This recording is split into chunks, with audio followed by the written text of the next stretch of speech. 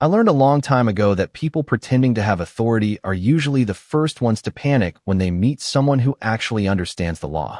The sharp metallic snap echoed across my ranch before the sun had fully climbed above the oak trees, and I did not need to look out the window to know somebody had just cut the chain protecting my front gate.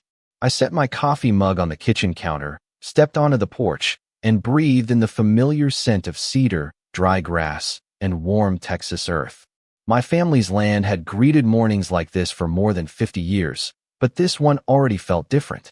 As I walked toward the entrance, the crunch of gravel beneath my boots mixed with the low idle of two white sport utility vehicles parked just beyond the gate. Across the open pasture, I spotted 4 people wearing matching dark uniforms with bright yellow patches reading HOA Patrol.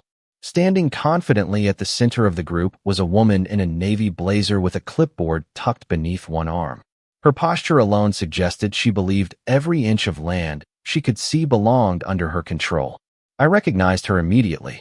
Linda Prescott, president of the Willow Ridge Homeowners Association. The problem was simple.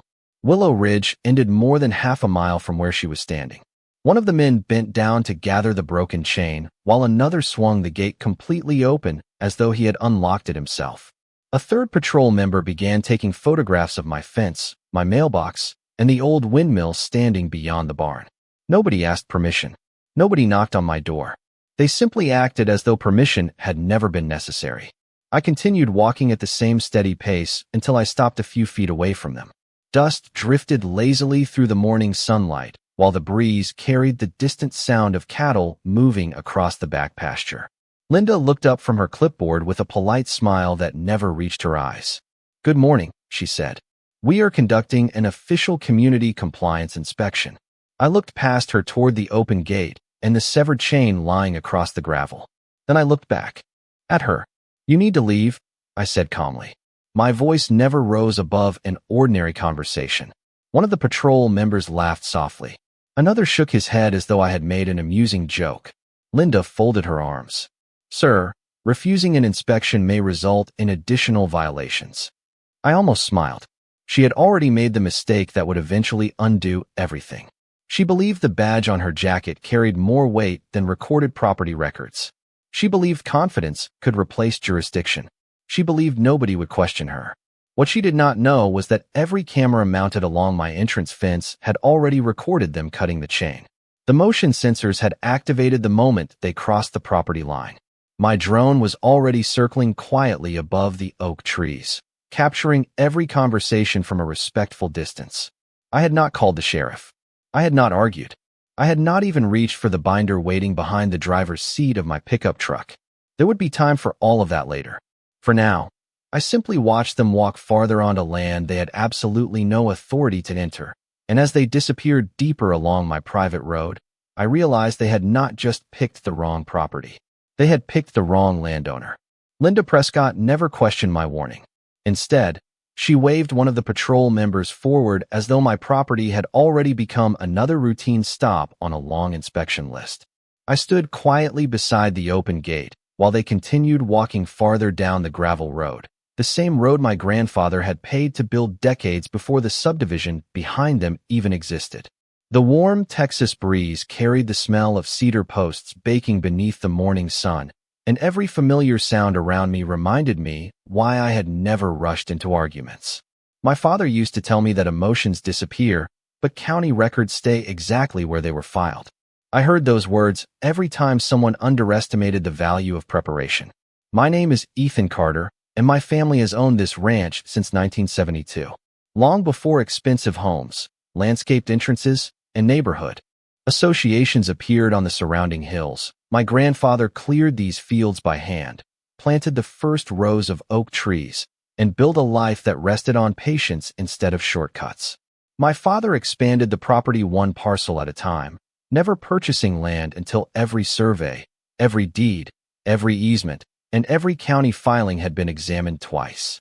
He believed paperwork deserved the same respect as fences because both protected what belonged to the family. As a boy, I never understood why he insisted on carrying copies of old maps inside his pickup truck.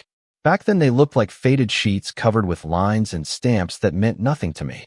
Years later, After helping him settle a disagreement over an access road without ever stepping inside a courtroom, I finally understood his lesson.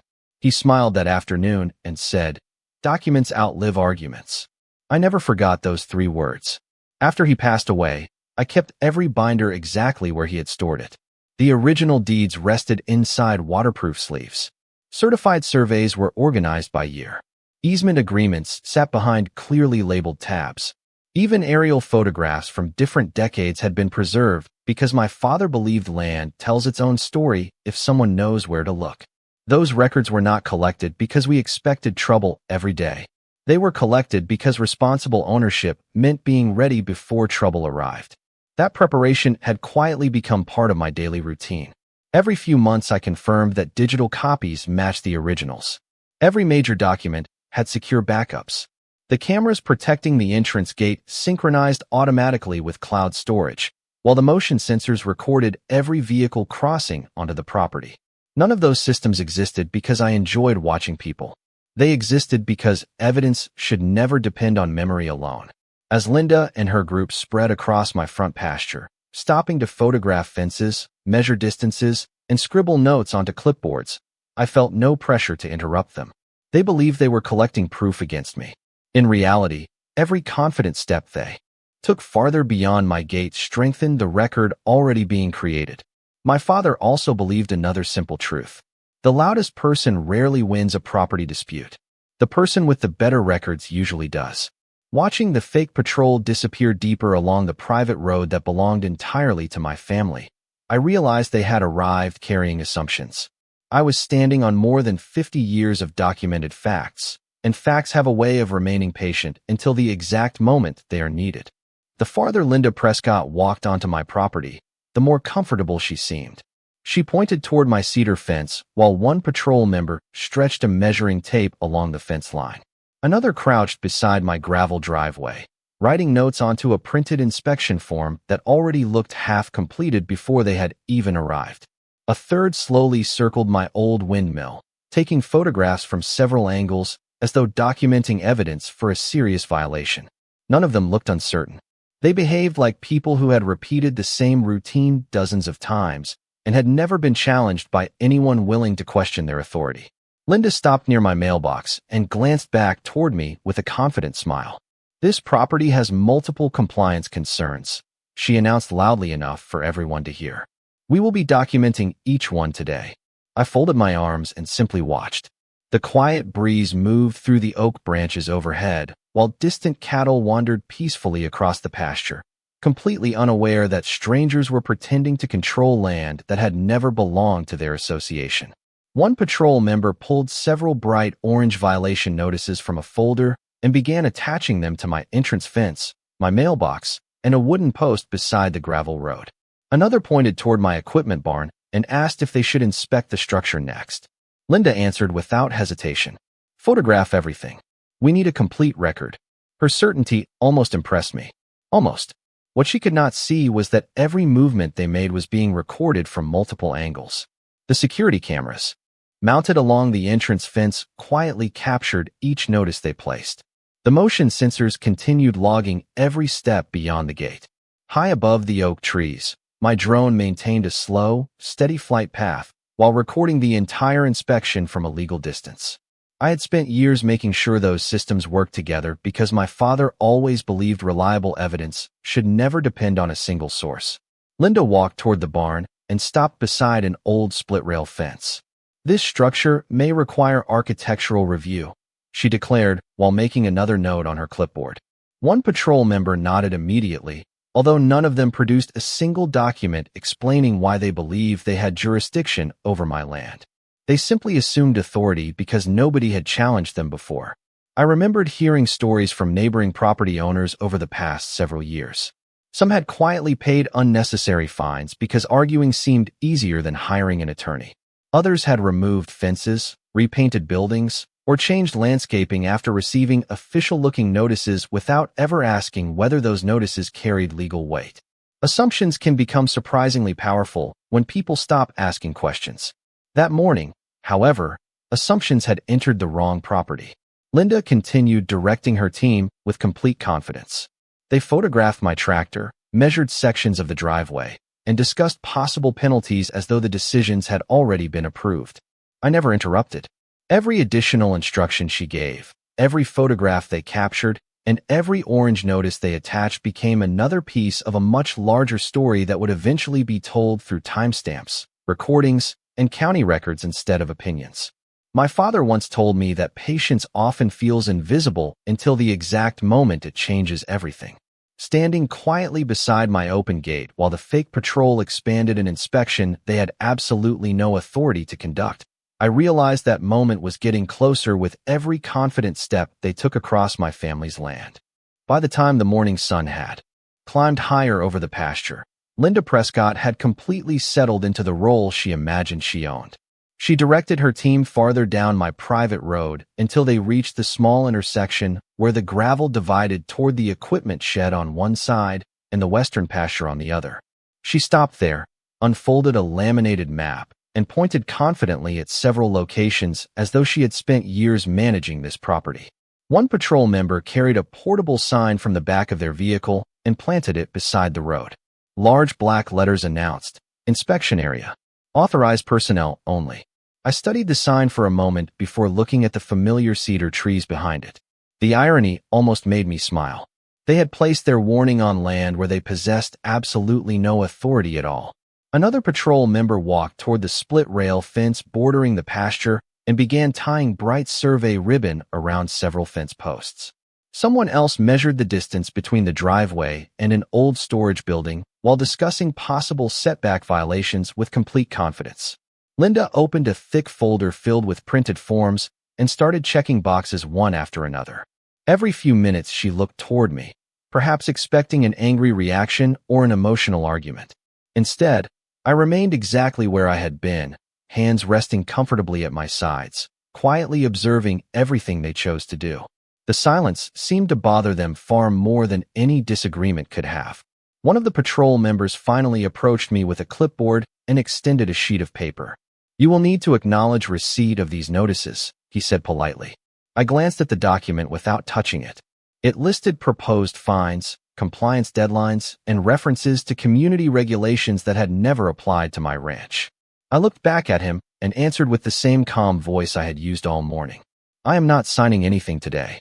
He shrugged, marked something on his form, and returned to Linda without another word. She barely reacted before issuing another round of instructions. They continued photographing fences, recording measurements, and discussing landscaping changes they believed would eventually become mandatory. It was remarkable how easily certainty grows when nobody asks for proof. They never produced a recorded covenant. They never mentioned a county filing. They never identified a legal description matching my property. Everything they said rested on confidence alone. Meanwhile, every passing minute quietly strengthened the record being assembled behind the scenes. My security system logged the exact time each person entered through the damaged gate. The cloud archive automatically organized every camera angle. The drone maintained its steady pattern overhead, documenting the locations where each notice had been posted and every area they had entered without permission. Long before that morning, my attorney had encouraged me to preserve information exactly as it happened whenever questions involving property rights arose. I had taken that advice seriously because facts become far more persuasive when they arrive with timestamps instead of opinions. As Linda confidently declared that additional penalties might follow if I failed to cooperate, I realized she still believed she was controlling the situation. She never noticed that I had stopped watching her actions and started watching the clock instead, because with every quiet minute that passed, the distance between confidence and accountability grew a little smaller. After nearly an hour, the confidence on their faces had only grown stronger. Linda Prescott walked back toward the entrance with her clipboard tucked beneath one arm, speaking into her phone about violation reports and follow-up notices as though every decision had already been approved. Her team gathered around one of the sport utility vehicles, comparing photographs and reviewing handwritten notes. They looked satisfied, convinced they had completed another successful inspection without resistance. They had no idea that everything they believed they had documented had been quietly documenting them instead. I stepped into my pickup truck, reached behind the driver's seat, and removed a slim black binder that had traveled with me for years. I did not open it yet. Instead, I set it on the passenger seat and opened the secure application connected to my property cameras. Every recording had already synchronized with encrypted cloud storage. The timestamps matched perfectly with the motion sensor logs from the entrance gate. The damaged chain had been captured from 3 different angles. Each member of the group appeared clearly as they crossed onto my property, attached notices to my fence, placed their temporary inspection sign beside my private road, and continued farther across land they never had permission to enter. I checked the drone recordings next. The aerial footage was even better than I expected.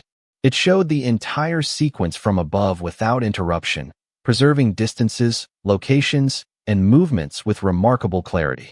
Nothing depended on memory. Nothing relied upon opinion. Everything existed exactly as it happened. Satisfied, I uploaded the final files into the secure folder my attorney and I had established years earlier for property matters. Within moments, I received confirmation that every recording had been preserved with complete metadata. I sent one short message. The file is ready if we need it. A reply appeared less than 2 minutes later. Keep everything exactly as it is. Do not engage unless necessary. That advice matched my own instincts perfectly. Outside the truck, Linda laughed with one of her patrol members while reviewing another page of inspection notes. They spoke openly about additional correspondence, possible fines, and future visits, completely unaware that every assumption they made rested upon a foundation that did not legally exist.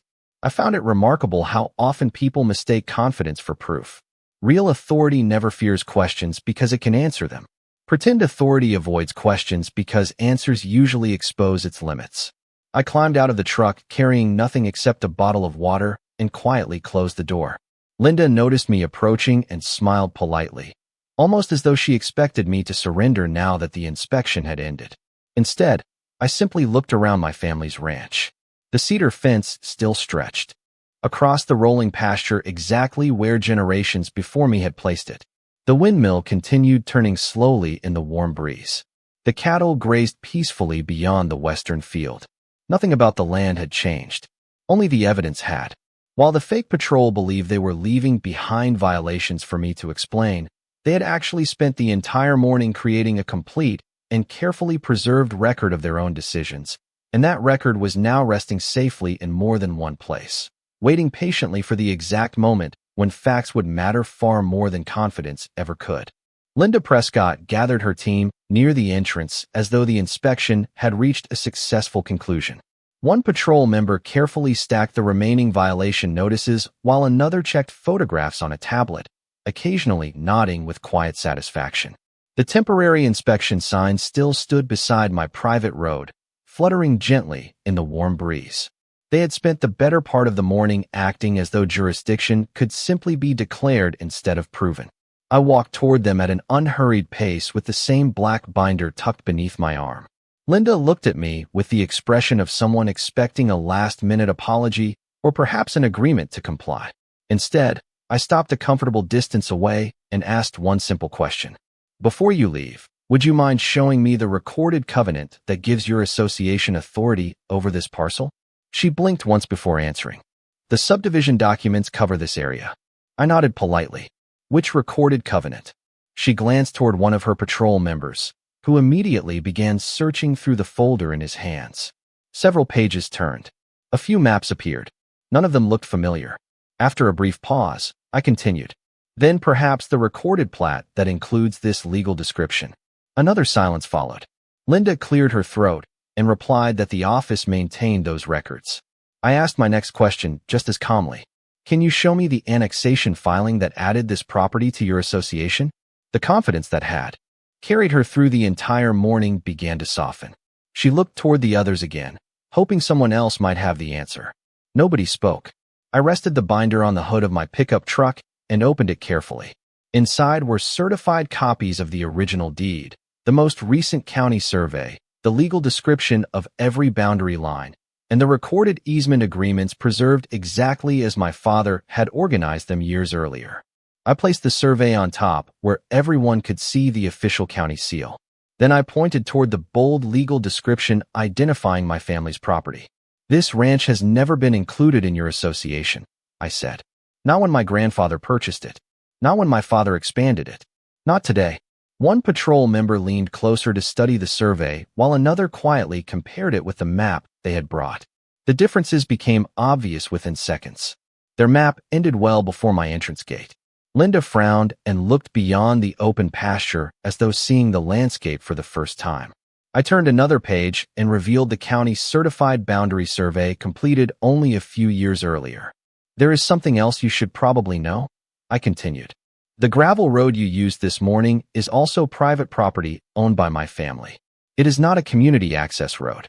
The words seemed to settle over the group with complete silence. Nobody reached for another violation notice. Nobody talked about compliance anymore. The clipboard that had seemed so important an hour earlier remained untouched beneath Linda's arm. For the first time that morning, certainty disappeared from every face standing in front of me. The questions had finally become more powerful than the assumptions, and the answers were all sitting inside a binder that had been patiently waiting long before they ever arrived. For several long seconds, nobody said anything. The only sound came from the steady creaking of the old windmill and the gentle rustle of oak leaves moving in the afternoon breeze. Linda Prescott looked down at the certified survey lying open on the hood of my pickup truck, then back toward the entrance gate where the temporary inspection sign still stood beside my private road. One by one, the confidence that had carried her team across my property quietly disappeared. The patrol member holding their subdivision map turned it sideways, comparing boundary lines against the county survey in front of him. His expression changed almost immediately. The lines simply did not match. Another member walked several steps toward one of the survey markers my father had protected for years, brushed away a thin layer of dirt with the toe of his boot, and looked back toward the documents. The metal marker sat exactly where the certified survey said it should. Facts have a remarkable habit of remaining unchanged no matter how strongly someone believes otherwise. Linda finally spoke, although her voice sounded noticeably different from the one she had used all morning. She asked if there had been a recent change to the county records. I calmly shook my head. There has not been any change, I answered. The records have looked like this for decades. She lowered her eyes to the binder again, carefully reading the legal description printed beneath the county seal. Every page confirmed the same conclusion. Every document supported the next. There were no missing signatures, no conflicting surveys, and no uncertain boundary lines. The history of my family's ownership had been preserved far more carefully than the assumptions brought onto my ranch that morning. One of the patrol members quietly walked back toward the entrance fence and began removing the bright orange notices they had attached earlier. Another returned to the temporary inspection sign, lifted it from the ground, folded the legs, and carried it back toward the vehicle without anyone needing to tell him what to do. The atmosphere had changed completely. Nobody talked about violations anymore. Nobody mentioned compliance deadlines. Nobody suggested additional inspections. Instead, clipboards closed, cameras disappeared into equipment bags, and conversations became short, quiet, and practical. Linda remained beside my truck for another moment before looking directly at me. It appears we need to review our records, she said carefully. I appreciated the change in tone, even though the explanation arrived several hours too late. That would probably be a good idea, I replied. She nodded once before asking if she could photograph the county survey, so their legal department could compare it with their files. I agreed because the truth does not become weaker when more people examine it. She took several photographs, thanked me politely, and closed the binder exactly as she had found it. As her team prepared to leave, I noticed something my father would have appreciated. Not a single argument had settled the question of ownership that day. No raised voices had changed anyone's mind. The turning point arrived only when assumptions encountered documented facts. Watching the last orange notice disappear from my fence while the patrol quietly loaded their equipment back into the vehicles, I realized the balance of authority had shifted completely. It had never depended on who spoke the loudest. It had always depended on who could prove where the property lines truly began and where they unquestionably ended. The ranch grew quiet again after the two sport utility vehicles disappeared beyond the county road, but I knew the story had not ended at my front gate. I carried the black binder back into my office, placed it beside my father's old wooden desk, and opened my laptop. Every recording from that morning had already been organized into chronological folders. The security cameras, motion sensors, and drone footage matched perfectly with the timestamp stored in the cloud archive. I reviewed everything one final time before sending the complete file to my attorney. Within an hour, he confirmed that every document, photograph, and recording had been preserved exactly as needed. His advice remained simple: let the facts speak for themselves. 2 days later, I received a telephone call from the county records office after my attorney requested formal verification of the property boundaries. The clerk confirmed what my family had known for decades. The legal description recorded in the county archives matched every certified survey inside my binder without a single discrepancy. My entrance gate, the gravel road, the pasture, the fences, and every acre the patrol had entered remained entirely outside the jurisdiction of the homeowners association. That confirmation became another official piece of the record. A few days after that, an envelope arrived in my mailbox bearing the homeowners association letterhead. Instead of violation notices or payment demands, the letter stated that the inspection findings had been withdrawn while the association conducted an internal review of its property records. No fines were listed. No compliance deadlines appeared anywhere on the page. The orange notices that had once covered my fence existed only in archived video files. Word travels surprisingly fast in rural communities. Within the following week, 2 neighboring landowners stopped by my ranch after hearing rumors about what had happened. They asked if I would show them how to verify their own property records because they wanted to make certain their boundaries had also been recorded correctly. We spent an afternoon around the same wooden desk where my father had once taught me the importance of deeds, surveys, easements, and county filings. I explained how every official document connected to the next and why assumptions should never replace recorded facts. Neither conversation involved anger. Instead, both centered on preparation. Before they left, each neighbor planned to request certified copies of their own property records simply for peace of mind. That may have been the most valuable result of the entire experience. Confidence based upon paperwork spreads much farther than fear based upon rumors. Several weeks later, I drove past the entrance to Willow Ridge while running errands in town. I noticed new signage reminding residents to confirm jurisdiction before issuing enforcement actions beyond community boundaries. Whether that policy appeared because of my situation or because of broader legal advice, I could not say with certainty. What I did know was that careful documentation had accomplished something arguments never could. Standing once again at my own entrance gate that evening, listening to the familiar sounds of wind moving through the cedar trees while the setting sun painted long shadows across the pasture, I realized that justice rarely arrives with dramatic speeches. More often, it arrives quietly inside official records, patient preparation, and the willingness to let the truth unfold one verified fact at a time. Several weeks passed before I replaced the chain at the entrance gate. I could have installed another ordinary lock, but instead I chose a heavier galvanized chain with weather-resistant hardware that would probably outlast me. As I secured it across the gate one cool Saturday morning, the familiar scent of cedar drifted through the air while sunlight stretched across the pasture exactly as it had throughout my childhood. The old windmill continued its slow rhythm against a clear Texas sky, and for the first time since that unusual morning, everything felt exactly the way it was supposed to. Before putting away my tools, I mounted one final sign beside the entrance. The message was simple: private property, authorized access only. There were no threats, no unnecessary warnings, and no dramatic language. It simply stated the truth. I stepped back and looked at it for a moment, realizing the sign represented something much larger than a property boundary. It represented decades of careful stewardship, responsibility, and respect for records that my grandfather and father had worked hard to preserve. The land had never needed someone to defend it with loud words. It only needed someone willing to understand it. Not long afterward, I received another letter from the Homeowners Association. This one was different from every previous communication. It confirmed that all inspection findings had been permanently withdrawn and acknowledged that the property in question fell outside the association's governing authority. There was no request for payment, no demand for compliance, and no mention of future enforcement. The matter had been closed.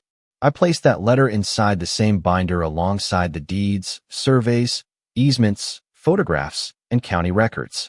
Someday another generation of the Carter family might open those pages and wonder why one ordinary letter had been preserved among so many important documents.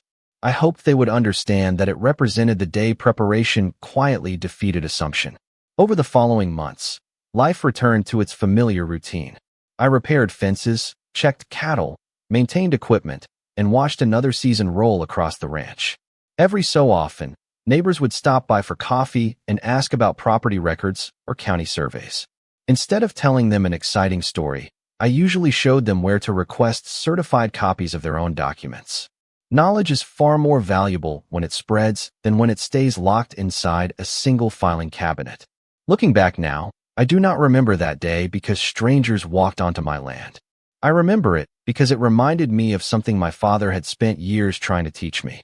Real authority does not come from a badge, a uniform, a clipboard, or the confidence to give orders.